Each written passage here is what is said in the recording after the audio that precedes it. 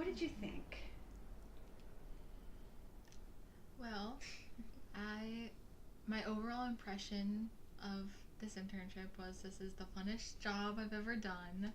And it really, truly felt like coming and hanging out every week, and I looked forward to it. And I mean that very genuinely. Like, I enjoyed this. I think being born and raised in Worcester, I thought I had this city figured out, and I didn't realize until this summer and doing this internship that there's always so much more to learn, and this was a really great opportunity to do that. So the biggest part of the internship was the 100 Delightful Things in Worcester. Was there anything that you got to see that you didn't know about? The Asian supermarket. That was dope. That was fun. It was so much fun. There was so much to see there that I hadn't seen before. I didn't even know it was in Worcester. I didn't even know how big it was. Like, I was like, I'm taking my mom here. No, it was, I think that was like one of the highlights. And I think our first one that we did. Yeah. Yeah. Well, immediately what came to mind was Cece Lowell. Again, that was a store I always knew existed in Worcester. I had been in and out throughout my time living, being here, but I never actually like stopped, and I think that was one of the things about the Delightful videos, at least for me personally, was like actually stopping, actually like investing. For example, like Duffy Field, like I had no idea the history behind it, and yet I had been playing there and growing up there my entire life. So it's just kind of nice to see things from a new perspective. I mean, like, going off from that, though, is like, if one day we were to move out of Worcester and go to a different city, like, we kind of have this open view, like, oh, we should try to give this city a chance, like, find the little things. It's not, I think the bigger idea is not just Worcester, it's like finding, like, the little cute things that you love in your own home. Yeah. Mm-hmm. Well, in your own city, no matter where you go, basically. Yeah, if you go looking, you'll find it. Yeah. I think was one of the takeaways. That, you know, if you don't try, or if you're not willing to give a city or a place a chance, then it's going to end up being exactly what you think it is. For me, it's always interesting to see what's actually going on. I think a lot of us come out of our teenage years and we're like, I want to get the fuck out of this town, right? And then a lot of people that you meet in Worcester are like, yeah, I want to get out of here and move to Boston or move to New Hampshire. When I graduated high school in 2014, I had that mentality of, I have to get out of here. I hate this town. I've been here my whole life. The grass is always greener, though. And I did the Boston trek. You know, I went out to Boston. I did the 4-year private school image that was sold to me as a high schooler. I hated it. I was miserable. I hated the people. I mean, granted, I was one person, one experience, but I didn't like the environment. I came back to Worcester, and my eyes were open. Like, I just looked around, and I was like, wow, you know, I had this newfound appreciation for the culture here, especially. Where the little pocket where I ended up going, it was very elite. I just was like, where's the diversity? Where's the culture? Where is this beautiful, like, coming togetherness, that feeling? And I didn't have that where I was. And it wasn't until I came back to Worcester and it was familiar, but it was new. And it was really something else. I'll always love Worcester for that. I think there's also tied up in that is a sense of learning oneself at that age and fear of becoming a townie. And I think if you just stay engaged, that you can avoid. Oh, I feel it's just going to be trouble. Here comes the little cat. Let's talk about the trailer shoot. Oh, that was. Oh yeah. It seems so far, so long ago. I know. But it happened right there. yeah. Memes. Yeah, good times. I was really excited about that one because I had never done like a stop motion film or really anything similar to it. So I was really excited to do it, and even like in the process it was definitely tedious and we were getting a little tired, but then like by the time it was like almost done, we were like, wow, like it's already almost done, like we did it. And then the video came out. I was so excited. I showed everyone. Oh my god, I was so proud of that. Yeah. That was awesome. The trailer, I feel like, was where we got the opportunity to be the most creative. And for me, like, I really like doing, like, art type things and, like, paying attention to detail and just working with your hands. And we really got to do that during the beginning a lot. Yeah. And, yeah, I liked it a lot. It was like the perfect way to start the internship. I went into it like, I don't know if I can do this. Like, how is this gonna happen? Like, I've never done any production, film, anything. I think the closest thing I've done to documenting is taking a selfie. Like, that's really it. You know, I've never done anything crazy. And I always had this notion that creating a movie, creating a trailer, creating a film, you needed to have the equipment, you needed to have connections, you needed to have money and time and all these things. And doing that made me realize that if you put your brains together, if you put your talents together, if you put a little bit of time, a little bit of magic, it all comes together and you can create something really profound and really wonderful. And I think that's what that trailer was. And I just kind of had a moment. I remember taking a step back when we were in the thick of it. Like you said, everybody was getting a little frustrated, but I remember thinking, like, this is really cool. Like, I'm doing this right now. Like, something that if you had asked me a year ago, hey, do you think you'll ever do this? And I would have been like, no. But here I was doing it, and I was like, I want to keep doing this, you know? Yeah. So, has it changed your expectations for yourself? Yeah. Yeah, for sure. Absolutely. I think going off of that, I now believe in myself a lot more than I did starting this in the beginning of the summer.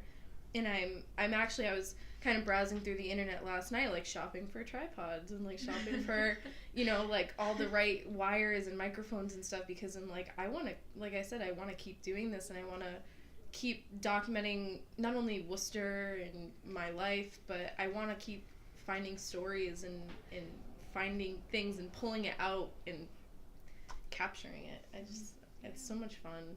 So much fun. How about you, Faye? Well, same thing with Julie. Like, I guess before coming into this, I would have never thought that me, like, I'm a writer. Like, that's all I used to say. Like, I'm just a writer. Like, I don't do anything with cameras or anything like that. But I think that's also why I wanted to come into this internship, was like, maybe this is a good, like, step to, like, learning a little more than just writing. And it did. So going into, like, any other profession, you know, I think I'll feel a little more comfortable about learning what's next. But as you guys have already kind of pointed out, when you're working with a new medium, there's a lot of challenges, and there's a lot of like, oh, this is new, this is different, I don't know what I'm doing. But it's a learning process, and I've always been one to believe that it's not always the product, it's the process, and that has been a major takeaway for me. I feel really confident, as you kind of pointed out, like going into the job market after like graduating and saying like, I'm not afraid to apply for this job, even if there's, you know, shooting or film or some sort of like creativity involved here, because I came away from this feeling like I know what I'm doing a little bit more now. So there's a philosophical question that's coming up for me, which is about the performative nature of social media and the performative influence that's going on in our culture, almost like a zeitgeist right now. So everything that we did embraced that performative culture. Do you have any remarks on it? There are no wrong answers. The cool thing about this internship is, like, it's given me, like, I don't know, like, I'm starting to realize, like, if I wanted to create more, like, I could switch that role instead of being the viewer, which I love being a viewer and a participant, but, like, I feel like I could also, like, be a creator. Just talking about what I was thinking in my head, I was thinking the same thing. Yeah. But as a consumer and a viewer, I love it. I think it's great that we have this like array of knowledge and everything right at your fingertip.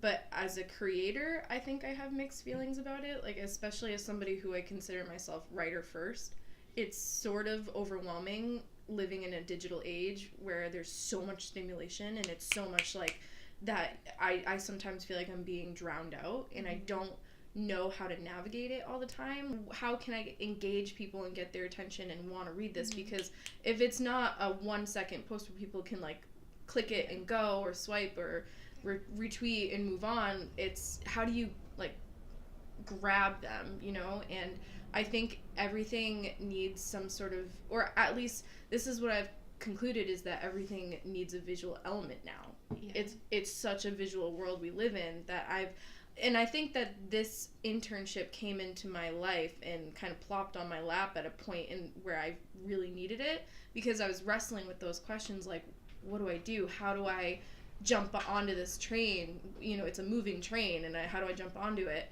And this internship kind of slowed me down and said, well, here, like, you know, take a couple lessons on, here are some ideas. And now I've kind of walked away going, I feel a little bit more comfortable and more confident as a creator. I think I have a better idea of not only how to navigate social media and how to, like, find things, but also how to put things out there. More experience to Julie as well. Just being a writer, and being in such a visual age, I was always intimidated by people who were really into camera work and stuff, because I was like, well, good for you, because like that's what people are kind of looking for these days, not so much like books and like writing and stuff. But so yeah, I always was worried about how I was going to put that visual part into my writing, into my creativity. And so after this internship, I feel like I could create something visual to attach to my work and put out to the world, so that, you know, people will actually read it. I always thought creating content was something it was like, oh, that ship had sailed. You know, I had missed that opportunity, that window, like when it all kind of boomed all at once. It sort of feels like we hit that like 2011, 2012, 2013, like that was really like the beginning of what I see social media to be now, like with Instagram and Twitter and everything kind of coming out. And people who started producing content then now have millions of subscribers, and they have this major influence, and you actually have people who are quote unquote influencers, and it's a full-time job, and it can kind of, I think, make it difficult for like the smaller guys, or the people who are just jumping into it, or made the mistake I did, which was convincing yourself that it's too late, or that like you can't do it because there's so many like big fish out there in such a small pond, even though the internet is not a small pond, but it kind of feels that way sometimes. So it's like, how do you make yourself known? How do you kind of wiggle your way into this community that's already so well established and like has this sort of thing going already?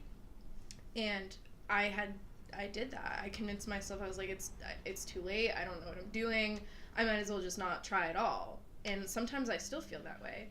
But I just really can't emphasize enough how much getting behind the camera this summer and getting in front of the camera and getting out there made me realize I was so wrong. Like, it is never too late for anybody listening to this right now. Like, as somebody who wants to create something, whatever the medium, like, it's never ever too late. Don't get intimidated by other creators, other artists who are already out there, and definitely don't compare your chapter 1 to somebody's chapter 10. So this was my first internship, and I think as a first internship, I automatically knew it was going to be very different from any other job or internship that I would have in the future. I'm going into another one in the fall, and yeah, it's going to be like more of an office kind of job. So I'm really happy that this was like my first experience. I want to put on the record that this was the first time, in no exaggeration, since elementary school where I got to do arts and crafts. Yeah. And I mean this wholeheartedly and sincerely when I say that was such a memorable moment for me. Sitting down, crisscross applesauce, stamps with like the color and the newspaper and the glue, and like my tongue like drinking coffee, and I felt so toll in that moment. Like I you know, any time in my, you know, emerging into adulthood and being 22 now, like anytime I can like channel and tap into that imaginative realm where there's a lot of playfulness and a lot of arts and crafts involved is special to me. Like my internship was not work, it was not stress, it was not like, it was probably one of the things this summer that I had to look forward to and enjoyed, just genuinely enjoyed. It was childlike in some ways, but it was very formative and insightful and like a learning experience in others. But as you pointed out, it was a lot of fun, and I'm just really grateful. It was kick ass.